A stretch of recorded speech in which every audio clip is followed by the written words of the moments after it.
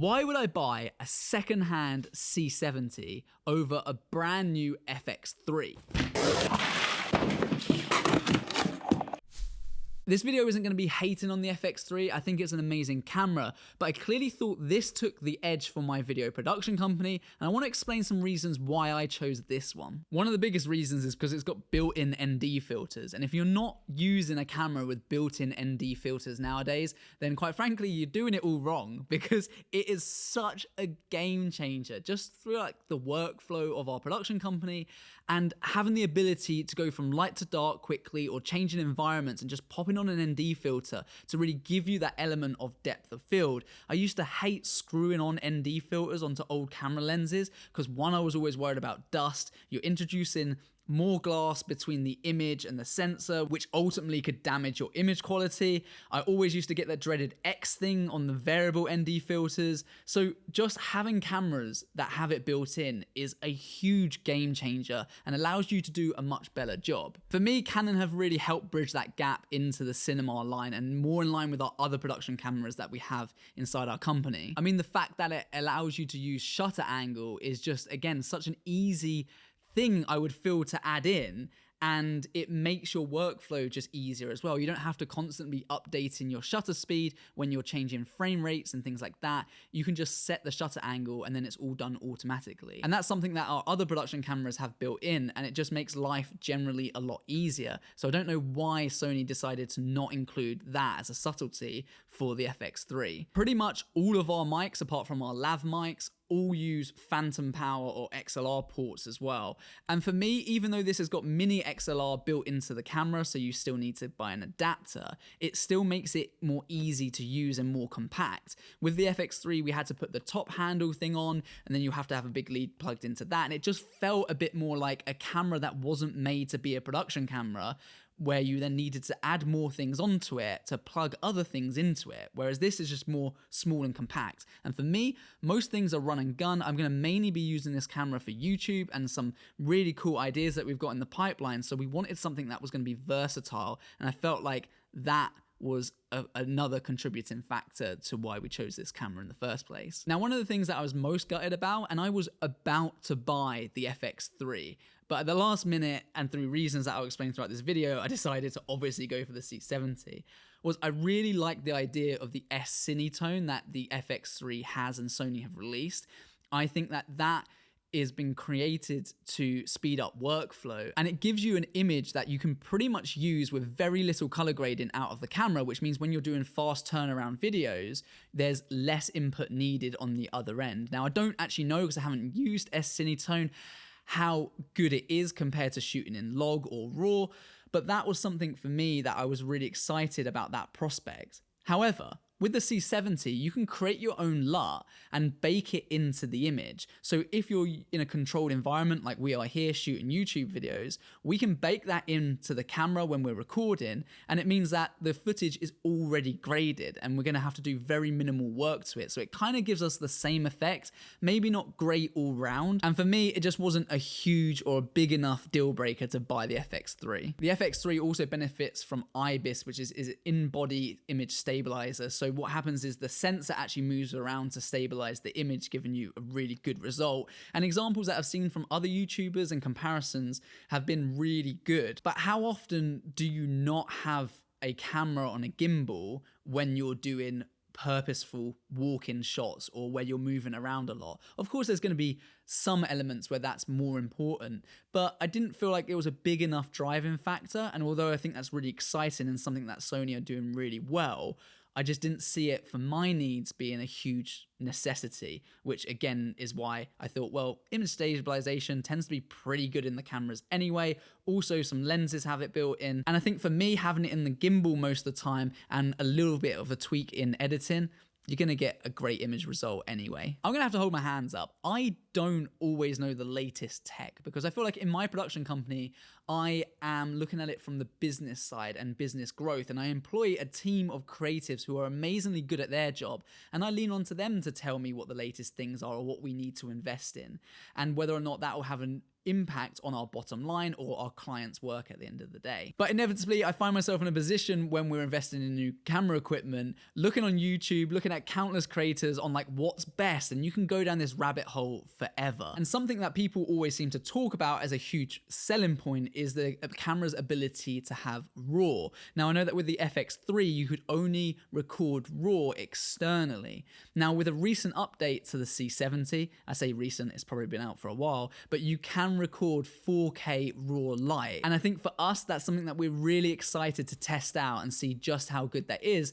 and how that changes our quality of work overall. For me, everything comes back to workflow, because time is money, but we want to make sure we're delivering the best quality possible for what our clients are paying us. And obviously every client's budget is different and we are able to do different things within those budgets. But what we don't want to be doing is working in massive timelines when Premiere Pro or whatever is always crashing. I can feel the comments now that we're all going to be like, don't use Premiere Pro, use DaVinci. We're looking into it. And this is kind of a three-pronged attack here. I don't know how good the FX3 is in terms of its file sizes, but from what I've read online, the C70 is really good. I mean, this thing records onto SD cards, and that is huge for our workflow. We can take them out, everything uses SD, and the file sizes are much more manageable. The raw light version is much more manageable as well. Now, of course, lower file sizes, you're probably compromising on quality somewhere. I know that that's a fact, but it's going to do the job that we want it to do. And I think that's really important to bring it back to that whenever you're investing in new gear, is what do you want it to do and what's your client's expectations and things like that. And that's actually a huge reason why I didn't go for the R5C, because although they fixed the overheating issues and all of those things,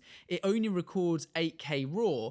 And if we are going to go down this RAW kind of workflow, from what I've read, it's pretty much impossible unless you've got like the most state-of-the-art computer. So that may be wrong or right, but that was something that really kind of turned me away from that camera.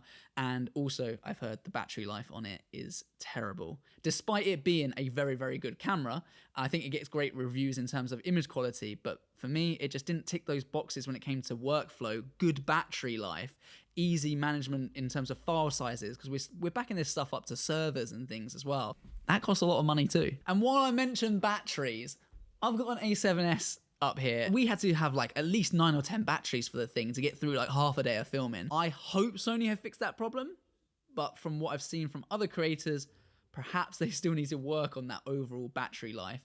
And that's annoying when you're on a shoot, constantly changing batteries or doing a long interview and not knowing when it's going to die. Because trust me, even for YouTube, we do a lot of takes. So we need something with a big battery life to get us through filming one of these videos. One of the things you would have read about this camera is its amazing sensor. It's the Canon DGO sensor, and that stands for dual gain output. And basically, it enables you to have a much broader dynamic range. It takes an image at the top end and an image at the low end, and it puts them together to create the best looking image. I know that that's very basic terms, but I didn't really know what it was until I started looking into it and everyone was shouting about it. I'm like, what the hell is DGO? Anyway, that's in essence what it is. And that sensor's straight out of one of Canon's flagship models, which is the C300 Mark III. So you're taking an extremely expensive camera, taking one of the best components of it and putting it into this camera, which is why everyone's raving about the image quality that comes out of this at the end of the day. And for me,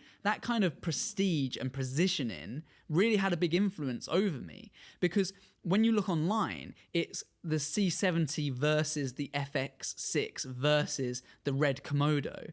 It's not often versus the FX3. And that's because I think the FX3 does sit as the bottom end, and it's not really a kind of a production camera. And I'm probably gonna get some hate for that, but it doesn't really sit there in its positioning. And we're yet to find that out, but this seems to fit so much more with those bigger model cameras. We shoot on FS7s a lot of the time. We have a couple of 1DXs and some various other cameras. And this seems to sit up there with the big players, but at a much, much lower price point, which is what was perfect for the YouTube side of our business, which is ultimately what we're gonna be using this for most of the time. You guys have to understand that this decision is based on what we need inside our production and and how our production team and how it fits in with our wider production cameras, it all kind of comes into place. The FX3 will undoubtedly be an amazing camera, and you'll be able to get some amazing cinematic shots from it. But for me, so can this, and it fits with what we need to use it for much better. It has the inbuilt functions we're looking for. It's compact, it gives a great image quality, and it kind of ticked more boxes in that sense.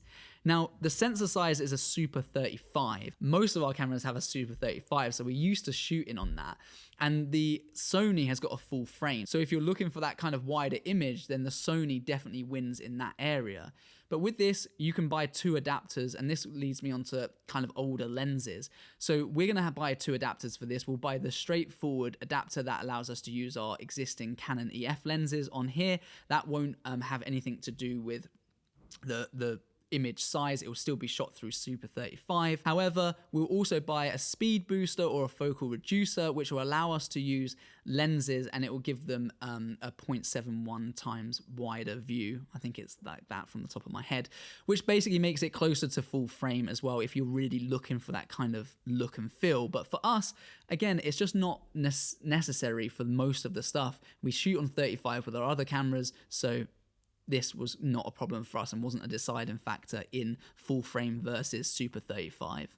The C70 takes the new RF type lenses, which is Canon's kind of redesigned high-end range, and that seems to be the way forward. And there's a lot of hype around these lenses as well in terms of how good they are, which is exactly why we have decided to go with this, because our existing line of lenses are already in the Canon EF range. Despite most of our cameras actually being Sony, we use a Metabone speed booster to enable us to use those. So we don't have a huge amount of Sony lenses, which again was kind of looking at this thinking, although we want this to be standalone with its own lenses and invest in new glass, it kind of felt like, well, at least we can use our older lenses if we wanted to on this because they're EF mount. And we're starting to invest in some Cine lenses and Cine glass, and again, a lot of those are EF mount as well. So it just kind of made sense there, which is exactly why when you buy one of these cameras, you also buy one of the new RF lenses. So I decided to get the 15 to 35, and I must say this is the first time I've held it, and it feels nice. It feels like you're gonna make something really cool with it, and it feels smooth and heavy. That's the main thing I noticed. This compared to the other EF lenses, this feels like a total different beast maybe, but I'm really excited to use this as well. So we'll probably be investing in more RF glass, but I'm intrigued to see how this compares to some of our Cine lenses. But that for me was a big deciding factor on the two. Now, before I explain the reason why I decided to buy these things secondhand and not brand new, I want to just say that my kind of conclusion on this before we've started using it, and my reason for buying, is that if you're watching this video, you're probably slightly more lean towards the C70 already. And I don't think you'll be disappointed based on what everyone told me, which was you won't be disappointed with either camera. And I really hope we won't be, and I don't think we will. I think this seems like a great camera. Holding it makes me feel very excited. Now, if you already have a lot of Sony glass, then I think the FX3 is going to be the perfect option for you. And that's probably going to be a key deciding factor in a lot of people's choices, is how much money have they invested into this already, and do they want to replace it? Because for us, we'd already got a lot of Canon glass, so it kind of made a bit more sense, despite the fact that a lot of our other cameras were Sony. And for the reasons I've explained throughout this video, I'm really happy that we've gone back to Canon for the time being. So yeah, I'm excited for that. Now, why on earth would I buy this secondhand? And really, I buy almost all of my stuff secondhand. Apart from audio gear, to be honest with you, and tripods and kind of some of that miscellaneous stuff. Lighting I'll buy new, but for the most part, all of my cameras and lenses do come secondhand. Now, this isn't in any way sponsored by them, but I really wish we did do a collaboration. There's a website called MPB, and I use them because they have really good customer service. They have great prices on secondhand equipment, and it comes with a warranty as well. Not only that, do they test them and they try them, and I'm not buying it off someone like Facebook Marketplace or something like that, where I'm unsure whether or not the camera's going to break down. I've got no one to go back to. I feel like a lot of businesses online also do this. They sell X demo stuff, used cameras and display items and all of those things. And it just means, generally speaking, you get a much better value for money.